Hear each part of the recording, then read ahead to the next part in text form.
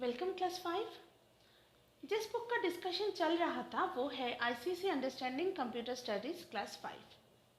इसी बुक के page number 14 में एक टॉपिक है generations and development of computers. उसी टॉपिक से आज डिस्कशन स्टार्ट होगा।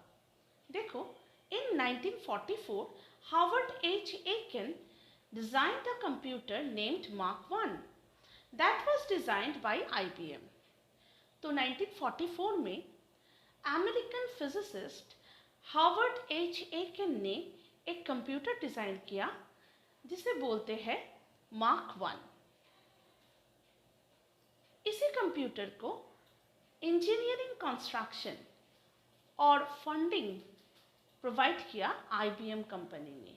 ठीक है, इसीलिए यहाँ पे बोला है कि that was designed by IBM. मतलब कॉन्सेप्ट हार्वर्ड एच एकेन का है, उन्होंने ही कंप्यूटर को डिज़ाइन किया, लेकिन फंडिंग किया, मतलब फंड से उनको हेल्प किया और इंजीनियरिंग कंस्ट्रक्शन दिया है आईबीएम कंपनी ने। ठीक है, नेक्स्ट देखो, it was based on the idea of Charles Babbage and was similar to the analytical engine. मतलब इसका जो कॉन्सेप्ट है, मार्क 1 का जो कॉन्सेप्ट है वो चार्ल्स बैबेज के एनालिटिकल इंजन से सिमिलर है। ठीक है,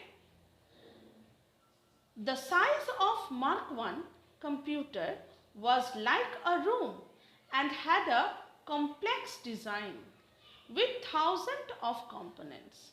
मतलब इसका जो साइज था वो था एक रूम के जैसा बड़ा। ठीक है, एंड उसमें थाउजेंड्स ऑफ कॉम्प्लेक्स डिज़ाइंस थे।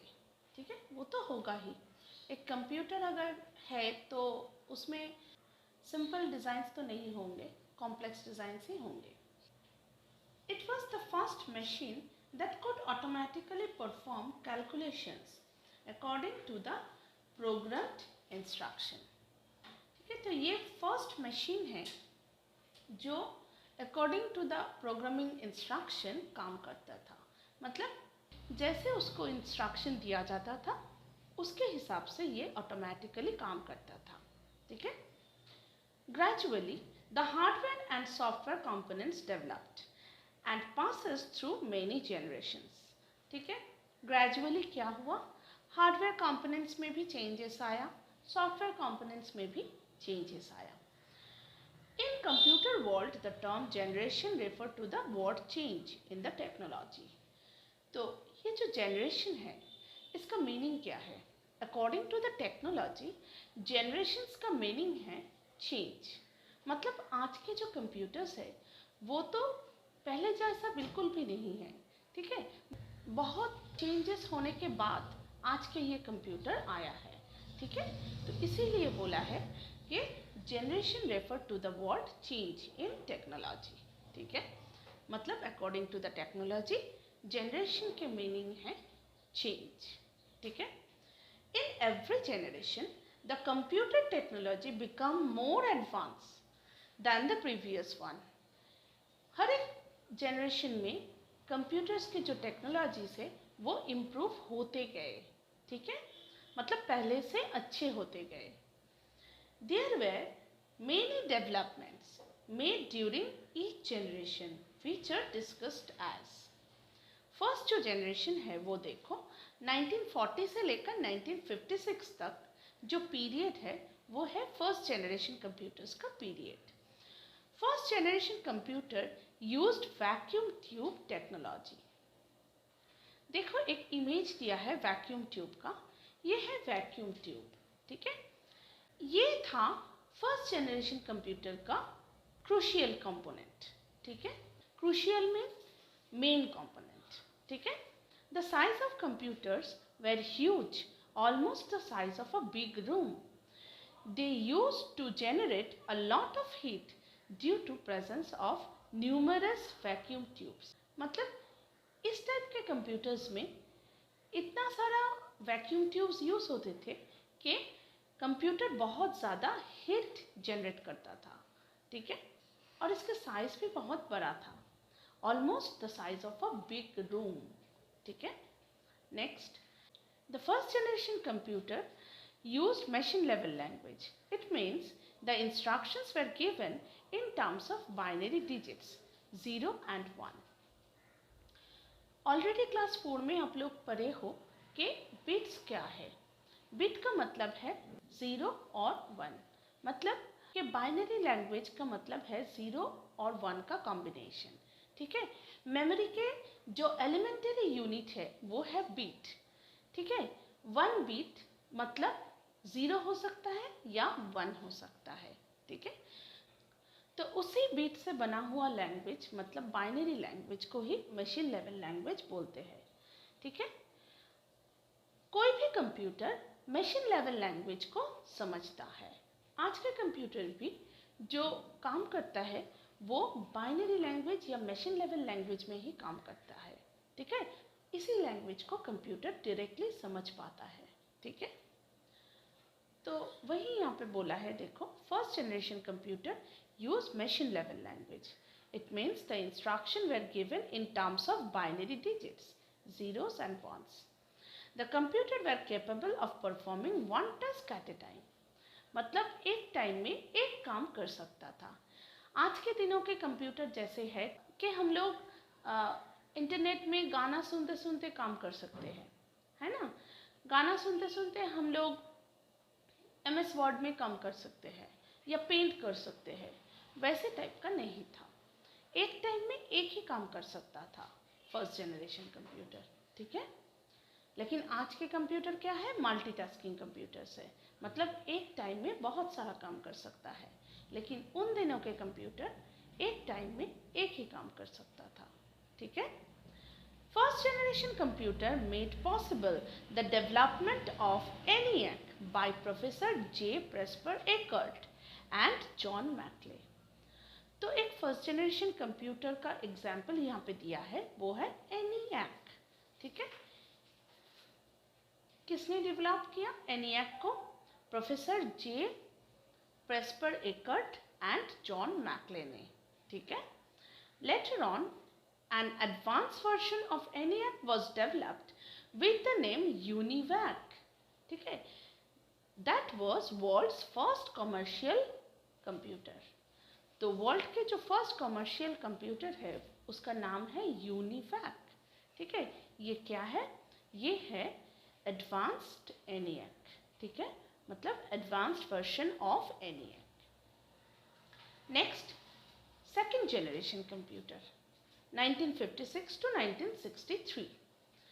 The second generation computer used transistors replacing vacuum tube. मतलब इस जनरेशन में वैक्यूम ट्यूब को ट्रांजिस्टर से रिप्लेस किया गया. ठीक है.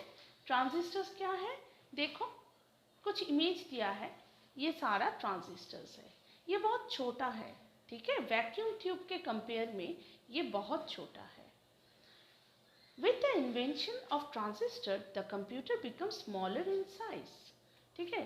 ट्रांजिस्टर यूज करने से क्या हुआ?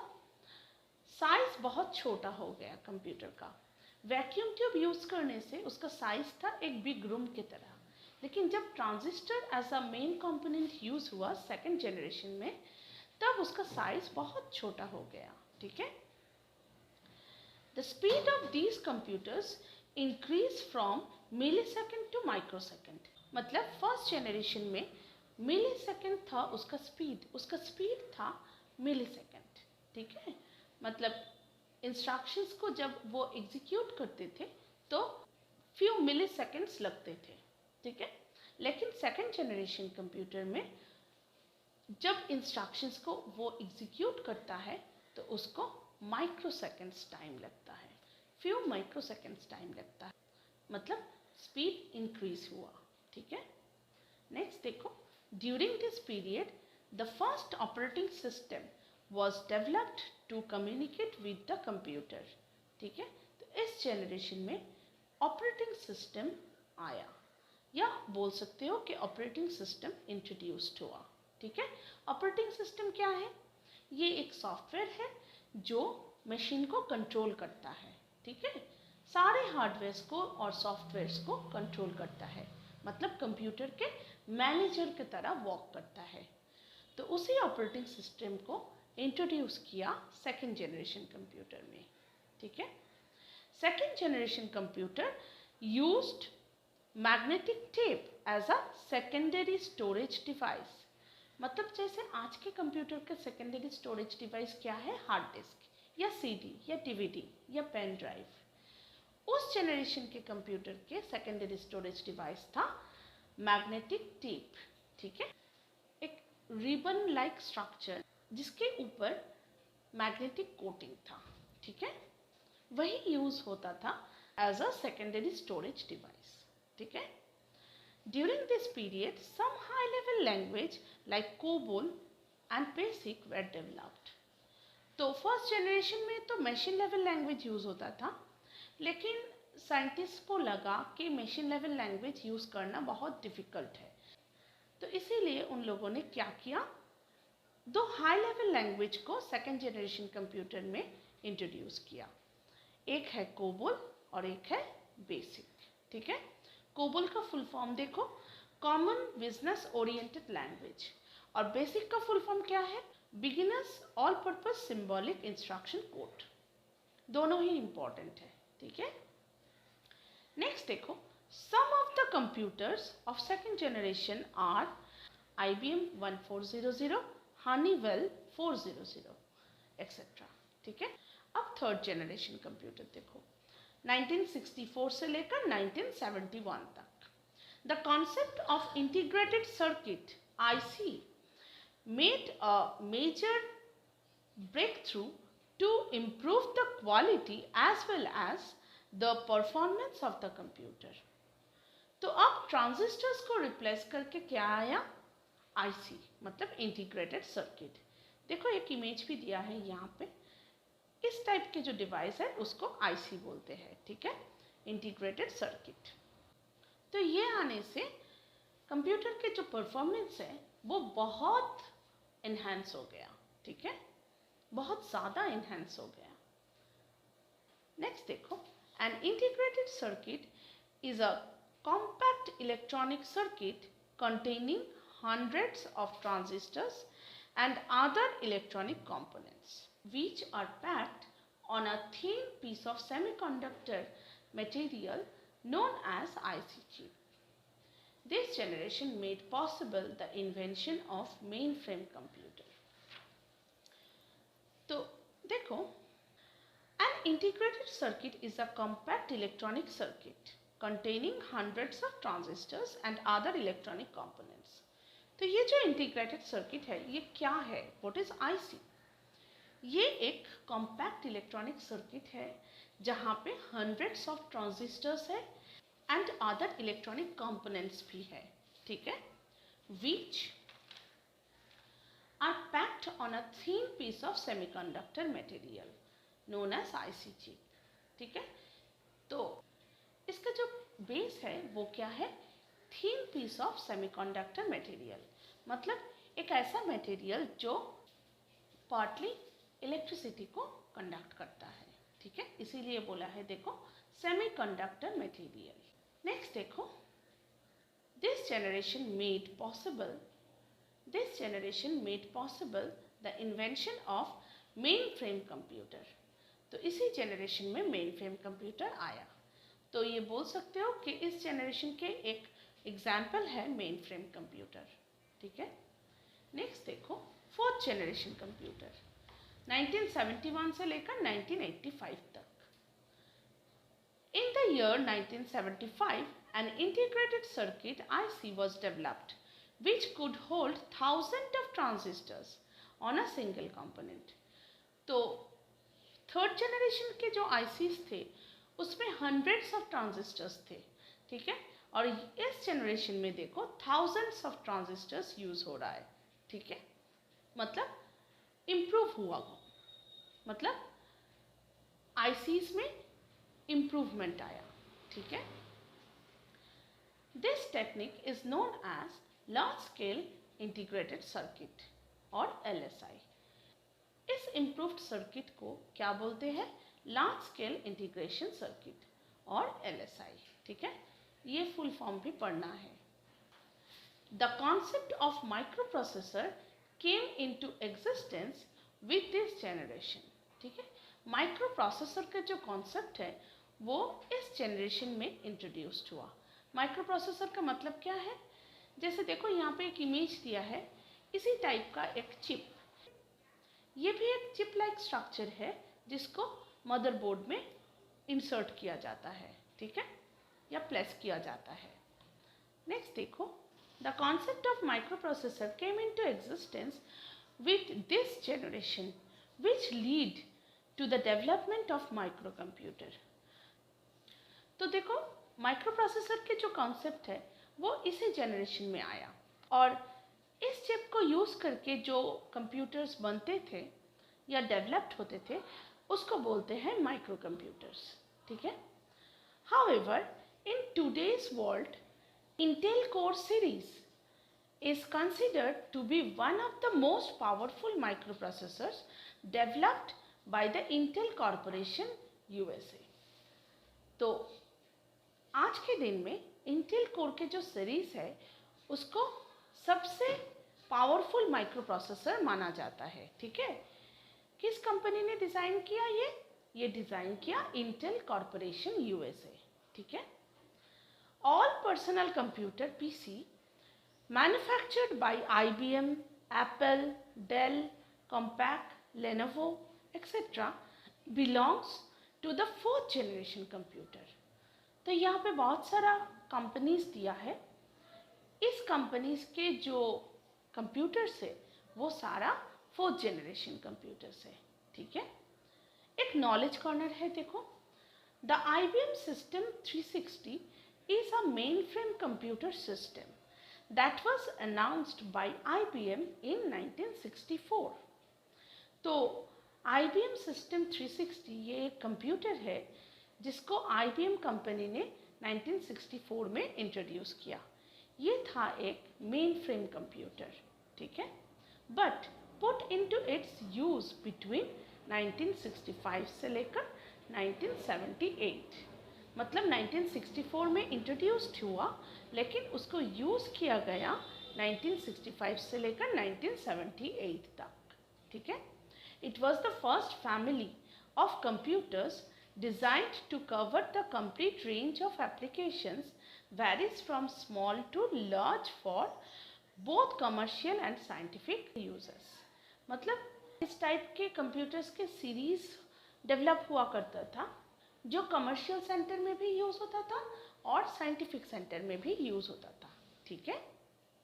नेक्स्ट देखो, fifth generation computer, present and future, मतलब आज भी चल रहा है और फ्यूचर में भी रहेगा।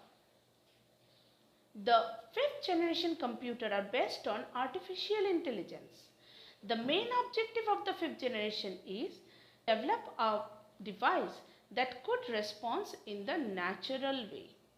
मतलब इस जनरेशन कंप्यूटर के जो मेन कॉन्सेप्ट है वो है आर्टिफिशियल इंटेलिजेंस, ठीक है।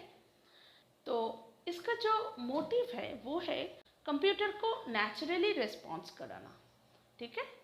जैसे ह्यूमन बीइंग एक दूसरे के साथ इंटरैक्ट करते हैं वैसे ही कंप्यूटर ह्यूमन बीइंग के साथ इंटरैक्ट करेगा। यही है फिफ्थ जनरेशन कंप्यूटर का मोटिव, ठीक है। It will be capable of thinking, learning and will have the power of human intelligence, ठीक है। तो ये जो कंप्यूटर होगा ये सोच भी सकेगा, लर्न भी कर सकेगा और ये ह्यूमन बीइंग की तरह इंटरैक्ट भी कर सकेगा। These computers have a following characteristic। देखो, they have artificial intelligence। artificial intelligence ही रहेगा इस टाइप के कंप्यूटर्स में। They are able to recognize image and graphs। Image और ग्राफ्स को रिकॉग्नाइज करेगा, मतलब इमेज और ग्राफ्स को आइडेंटिफाई कर सकेगा।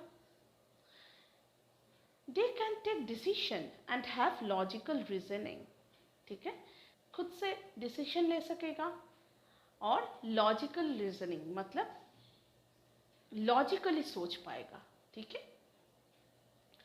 For example, intelligent robot are programmed to carry out certain task They decide themselves as how the task should be accomplished. जैसे आज के दिन के जो साइंटिस्ट है वो बहुत रिसर्च के बाद कुछ ऐसा रोबोट बनाया है जो अपने टास्क को खुद से अकम्प्लिश कर सकते हैं, खुद से सोच सकते हैं कि कैसे टास्क करना है। ठीक है, तो ये हो गया 5 जनरेशन ऑफ कंप्यूटर्स। ठीक है, अब जो टॉपिक स्टार्ट होता है वो है characteristic of computer. A computer is an electronic data processing machine that accept data and instructions through input unit. It processes data into meaningful information in the desired form. तो computer क्या है? Computer है electronic data processing machine जो data को as an input लेते हैं और उसको फिर प्रोसेस करके एक मीनिंगफुल आउटपुट देता है।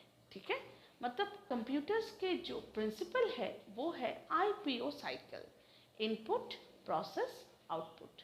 इनपुट लेगा, प्रोसेस करेगा और उसके बाद मीनिंगफुल आउटपुट देगा। ठीक है, the computer has a number of characteristics, some of them are explained below. तो कुछ कैरेक्टरिस्टिक्स यहाँ पे एक्सप्लेन किया है। देखो, फर्स्ट जो कैरेक्टरिस्टिक है वो है speed. A computer can perform calculations at a very fast speed. ठीक है, बहुत फास्ट है, बहुत फास्ट कैलकुलेट कर सकता है computer. It can perform thousands of mathematical operations in a fraction of second, that is in nano second और even in pico seconds. ठीक है, फ्रैक्शन ऑफ सेकेंड्स में बहुत सारा इंस्ट्रक्शन एग्जीक्यूट कर सकता है कंप्यूटर। फ्रैक्शन ऑफ सेकेंड्स का मतलब क्या है? नैनो सेकेंड में। ठीक है, नैनो सेकेंड का मतलब क्या है? 10⁻⁻⁹ सेकेंड। मतलब 1 को अगर 1 के बाद 9 zeros, ठीक है, तो जो नंबर आएगा 1 के बाद 9 zeros, मतलब 1 उसके बाद 0 0 0 0 0 0 0 0 0। ठीक है, ये जो नंबर है इससे अगर 1 को डिवाइड करेंगे तो जो फ्रैक्शन आएगा, ठीक है, उसी फ्रैक्शन ऑफ सेकेंड में कंप्यूटर हजारों इंस्ट्रक्शंस एग्जीक्यूट कर सकते हैं। ठीक है, तो 1 डिवाइडेड बाई 1 उसके बाद 9 zeros, ये जो फ्रैक्शन है इसको मैंने यहाँ पे दिखाया है। देखो, 1 डिवाइडेड बाई 1 उसके बाद 9 zeros। ठीक है, नेक्स्ट देखो पिको सेकेंड। पिको सेकेंड का मतलब क्या है? नैनो सेकेंड से भी छोटा, वो है पिको सेकेंड। मतलब 1 को अगर 1 उसके बाद 12 zeros से डिवाइड किया जाए। ठीक है, मैंने यहाँ पे फ्रैक्शन को दिखाया है। देखो, पिको सेकेंड का मतलब है 10⁻⁻12 इक्वल टू 1 डिवाइडेड बाई 1 उसके बाद 12 zeros। ठीक है, तो इस फ्रैक्शन ऑफ सेकेंड में भी कंप्यूटर इंस्ट्रक्शंस को एग्जीक्यूट कर सकते हैं। ठीक है, तो सोच सकते हो कि कितने कम समय में कंप्यूटर लाखों काम कर सकता है। ठीक है, नेक्स्ट देखो, the processing speed depends upon the type of processor used in the computer system. तो प्रोसेसर के टाइप के ऊपर ये स्पीड डिपेंड करता है। ठीक है, जितना अच्छा प्रोसेसर होगा उतना अच्छा स्पीड होगा। ठीक है, generally it uses a high speed processor. तो generally computer high speed processor use करता है। ठीक है, उसके बाद देखो यहाँ पे दिया है 1 nanosecond equal to 10⁻⁻9 second and 1 picosecond equal to 10⁻⁻12 second. Next देखो accuracy. Computer system is a highly accurate electronic device. ये बहुत एक्यूरेट डिवाइस है। It performs each and every calculation with the same accuracy. ठीक है, कोई भी calculation हो ये एक्यूरेटली करता है। ठीक है, generally there is no ambiguity in the result produced by the computer. An error may occur due to the technical problem or feeding incorrect data. तो कंप्यूटर जो कैलकुलेशन करता है उसके रिजल्ट को लेकर कोई कंफ्यूजन नहीं होना चाहिए।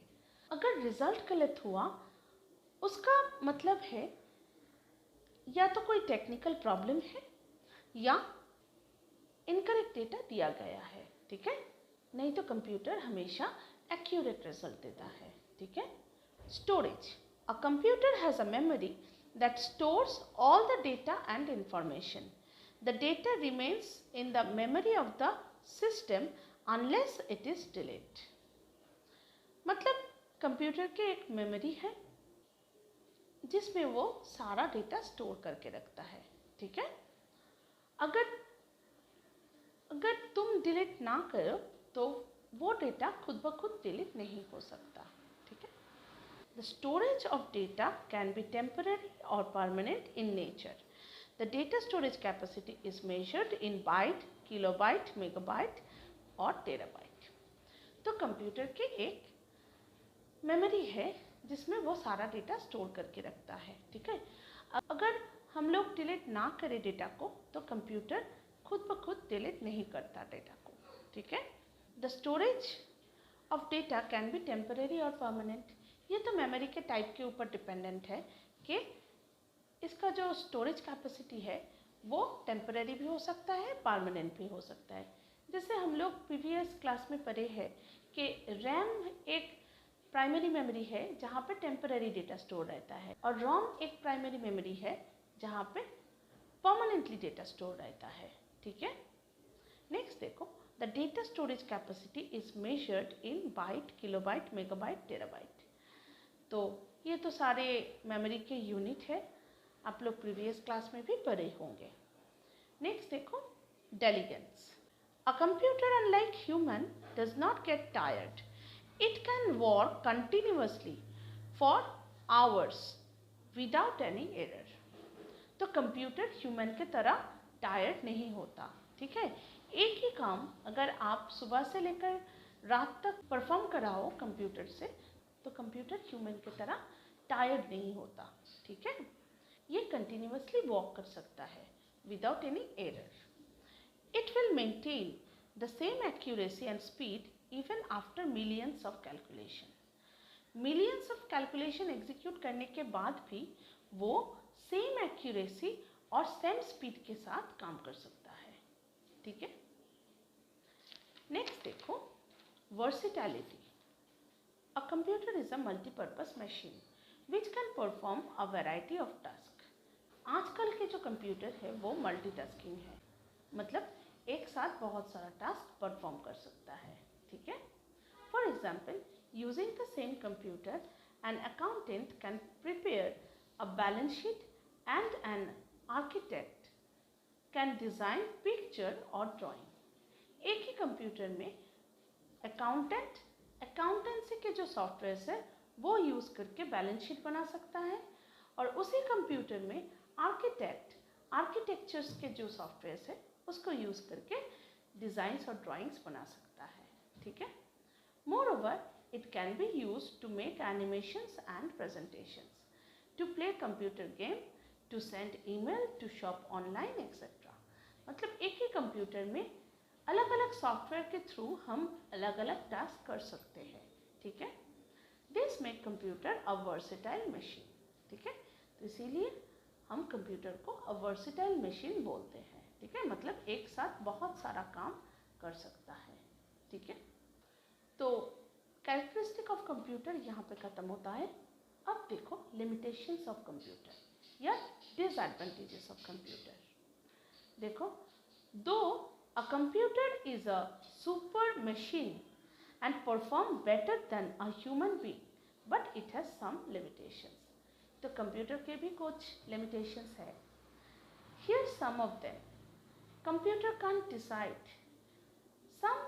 In some situation, it become incapable of taking some decision and unable to judge. कुछ केस में या कुछ सिचुएशन में कंप्यूटर डिसीजन नहीं ले सकता, ठीक है। For example, you enter the age of 2 person as 25 and -15. Now you have programmed to compare these data values to display the smaller number. Obviously it will display as -15 or smaller, but -15 is an invalid number to compare the age, ठीक है। Thus computer can't justify that age of a person can't be a negative number, ठीक है। तो अगर तुम 25 और -15 दो age the age of 2 person और कंप्यूटर को इंस्ट्रक्ट करो कि स्मॉलर एज को दिखाओ, तो वो -15 देगा, ठीक है। वो ये नहीं सोच पाएगा कि -15 किसी पर्सन का एज नहीं हो सकता, एज कैसे नेगेटिव होगा, ये कंप्यूटर सोच नहीं सकेगा, ठीक है। तो इसी टाइप के सिचुएशन में वो डिसीजन नहीं ले सकता। नेक्स्ट देखो, a computer can not think of its own as when to start up the job and when to complete. Computer खुद से सोच नहीं सकता, ठीक है। Every task is programmed best with scientific instructions. It only follow the given instruction to perform the task. मतलब computer खुद से सोच नहीं सकता, ये सिर्फ इंस्ट्रक्शंस को फॉलो करता है, ठीक है। लेकिन 5th जनरेशन के जो कंप्यूटर्स है वो मतलब कुछ हद तक उसमें आर्टिफिशियल इंटेलिजेंसी है, ठीक है। लेकिन ह्यूमन के तरह हर एक सिचुएशन को हैंडल नहीं कर सकता, ठीक है। नेक्स्ट देखो, computer can't express idea. In today's world, many research work is taking place by the scientists in the research center. They always share their ideas among themselves to come to a conclusion. In this context, computer can't express their idea. मतलब computer खुद से उसके जो ideas है या experience है वो दूसरों के साथ शेयर नहीं कर सकता, ठीक है, जो साइंटिस्ट कर सकते हैं, ठीक है। तो ये कुछ लिमिटेशंस या डिसएडवांटेजेस है कंप्यूटर के, ठीक है।